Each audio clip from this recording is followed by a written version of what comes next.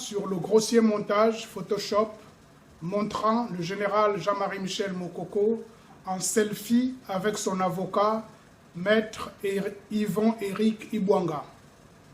Chers amis, il y a une image de Jean-Marie Michel Mokoko qui circule sur Facebook, le montrant accolé à son avocat dans une sorte de selfie. Le général y paraît physiquement diminué et avec des traits visiblement déformés.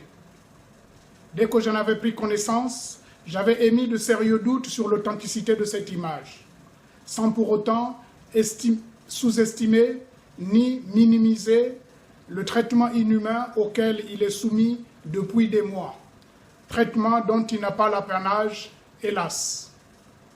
Certains amis, de bonne foi, ont estimé que cela pouvait servir pour montrer que Jean-Marie Michel Mokoko est en danger de mort et espéraient ainsi susciter l'indignation et la révolte de ses frères d'armes. D'autres voulaient en faire un témoignage visuel de la maltraitance dont les détenus politiques font l'objet dans les geôles de la bande Ndenge. Pour ma part, ma conviction était faite dès le départ. Après les 18, 22, 25 mars 1977, après le 17, le 18 et le 20 octobre 2015, etc., le peuple congolais, meurtri dans sa chair depuis 50 ans, n'a pas besoin de plus de preuves pour se convaincre de la cruauté du régime de l'ogre de Mpila. Toutes les personnes consultées, les amis experts en leur domaine, confirment que le grossier montage de cette image est le fruit d'une manipulation d'une personne cherchant à humilier le général Mokoko. Les conseils de Jean-Marie Michel Mokoko devraient d'ailleurs entamer une démarche auprès de Facebook pour faire retirer ce faux à visée diffamatoire. Au-delà des plans de communication respectifs, au-delà des tentatives de récupération des uns et des autres, le scepticisme persiste sur 3 arguments. Primo, il suffit de connaître la pudeur qui caractérise l'homme dans sa vie privée pour ne pas y croire. Secondo, il suffit de penser à la rigueur de comportement qui oblige tout officier de son rang pour ne pas y prêter le moindre crédit. Tertio, il suffit de connaître le devoir de distance, y compris physique, qui s'impose à lui, a priori dans tout rapport avec autrui et a fortiori dans une relation professionnelle entre un avocat et son client, pour conclure que le général Mokoko ne pouvait se mettre dans une posture aussi familière, aussi triviale et aussi infantilisante. Sa condition révoltante en soi, de victime de l'arbitraire et de l'injustice du système cruel, le sérieux qu'il accorde à ce combat, ainsi que la haute idée qu'il a de notre engagement collectif, ne lui laisserait pas le loisir de gratifier son photographe d'un sourire aussi énigmatique. Autrement dit, la banalité de cette image porte en elle-même les traces de sa fausseté et de son invraisemblance. En effet, les prisons du Swaziland ne sont pas des promenades de santé, ni des espaces de télé-réalité, d'où on pourrait s'extraire un moment, le temps d'une pause, d'un selfie destiné à des fan clubs. Tous ceux qui y ont survécu sont sortis marqués à vie.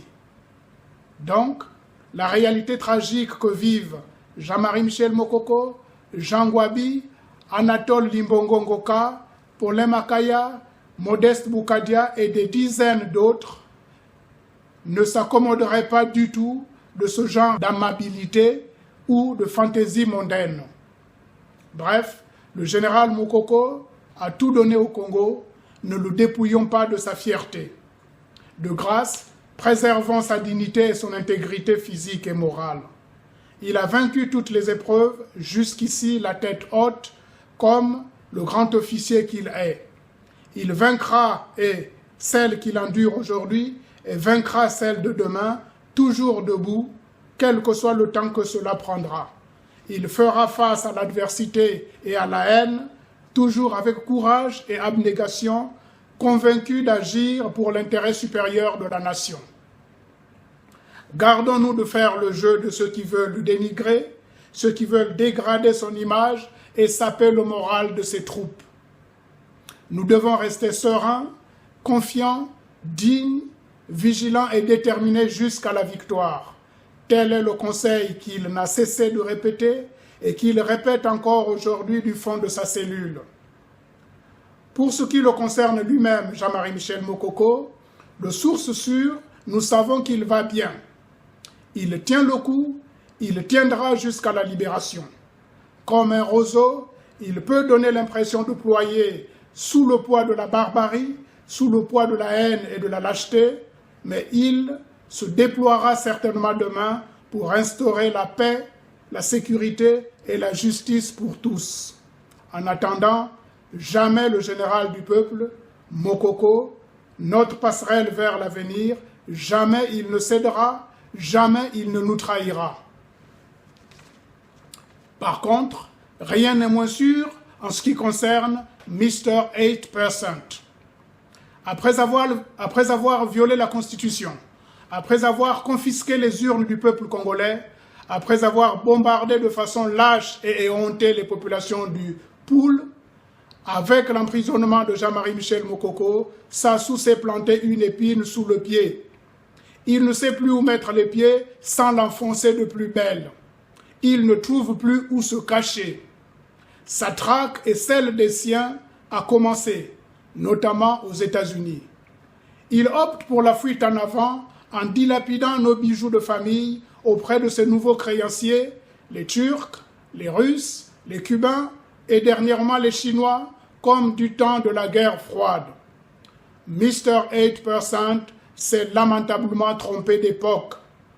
Nous savons que ses derniers amis, ses nouveaux partenaires, ne se font guère d'illusions quant à la validité de ces vrais faux contrats signés avec un pouvoir illégitime et illégal. Mais toutes ces gesticulations, tout comme les coups de gueule de ces chiens de chasse ou porte-parole, sont loin de constituer une politique cohérente et rassurante qui lui est réclamée par les Congolais et les institutions financières internationales. Une telle politique ne peut être conduite que par quelqu'un qui a l'onction du peuple souverain. Seul Jean-Marie Michel Mokoko peut garantir cela à tout le monde. L'interminable expérience de Sassou au pouvoir devrait l'aider à comprendre que son puéril chantage sur la convertibilité yuan-franc CFA ne revêt aucune crédibilité. Les Congolais n'ont pas oublié l'épisode malheureux de la tentative de diversification du partenariat dans le domaine pétrolier, initiée courageusement par le président Lissouba, que Sassou, hélas, a contribué à saborder et à saboter à l'époque. Pour terminer, notre certitude est faite. Pour paraphraser Célestin Croix alias Gongara, que ce soit au plan diurne comme au plan nocturne, le pouvoir de Sassou est défunt. Du côté de l'opposition, l'alternative est en marche. Ce n'est plus qu'une affaire de jours, c'est une affaire de semaines. Quand bien même cela durerait des mois, tôt ou tard, ce système en ruine s'écroulera, la vérité triomphera, la justice l'emportera et le jour s'élèvera. Vive la République, vive le Congo, je vous remercie.